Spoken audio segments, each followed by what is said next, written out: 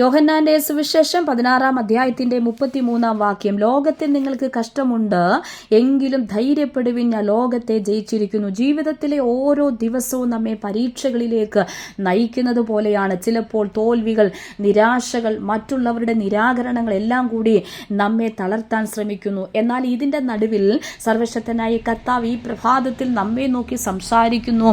ലോകത്തിൽ നിങ്ങൾക്ക് കഷ്ടമുണ്ട്, എങ്കിലും നിങ്ങൾ ധൈര്യപ്പെടുവിൻ, ഞാൻ ലോകത്തെ ജയിച്ചിരിക്കുന്നു എന്ന്. 46 സങ്കീർത്തനത്തിന്റെ ആരംഭവാക്യങ്ങളിൽ നാം ഇങ്ങനെ വായിക്കുന്നല്ലോ, ദൈവം നമ്മുടെ സങ്കേതമാണ്, ബലമാണ്, കഷ്ടങ്ങളിൽ ഏറ്റവും അടുത്ത തുണയായിരിക്കുന്നു. ഇതാ പ്രിയരെ, ന്യായാധിപന്മാരുടെ പുസ്തകം 6 അധ്യായത്തിൽ മിദ്യാനർ നിമിത്തം ഏറ്റവും ക്ഷയിച്ചു തുടങ്ങിയ ഇസ്രായേൽ ജനത ദൈവത്തോട് അവർ നിലവിളിക്കുകയാണ്. ഇതാ ആ നിലവിളിക്ക് മുൻപാകെ ദൈവം അവർക്ക് വേണ്ടി ഇതാ ഗിദെയോനെ എഴുന്നേൽപ്പിക്കുന്നു.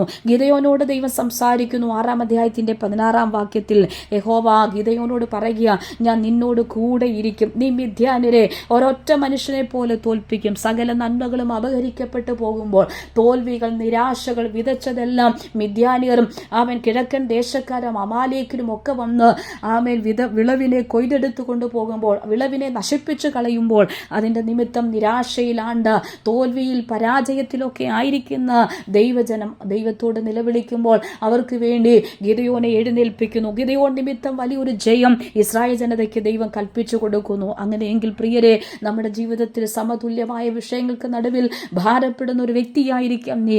വിതയ്ക്കുന്നുണ്ട്, എങ്കിലും കൊയ്ത് അതിൻ്റെ നന്മകൾ അനുഭവിക്കുവാൻ കഴിയാതെ നന്മകൾ അപഹരിക്കപ്പെട്ടു പോകുമ്പോൾ എവിടെയും തോൽവി, എവിടെ ചെന്നാലും തോൽവി, എവിടെ ചെന്നാലും പരാജയം, എവിടെയായാലും നിരാശകൾ മാത്രം, ഒറ്റപ്പെടലുകൾ, നിന്ദകളൊക്കെ അനുഭവിക്കുമ്പോൾ കർത്താവ് ഇന്ന് പകൽ നിങ്ങളെ നോക്കി സംസാരിക്കുകയാണ്.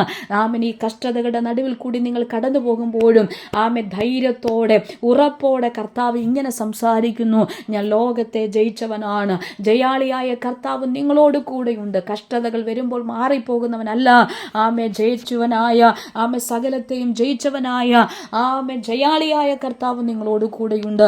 ആകയാൽ വിശ്വസിച്ച് മുൻപോട്ട് പോകുക, നന്മകൾ ഏറ്റെടുക്കുക, ദൈവത്തിൽ ആശ്രയിക്കുക. ഈ വചനങ്ങളാൽ കർത്താവ് എല്ലാവരെയും അനുഗ്രഹിക്കുമാറാകട്ടെ.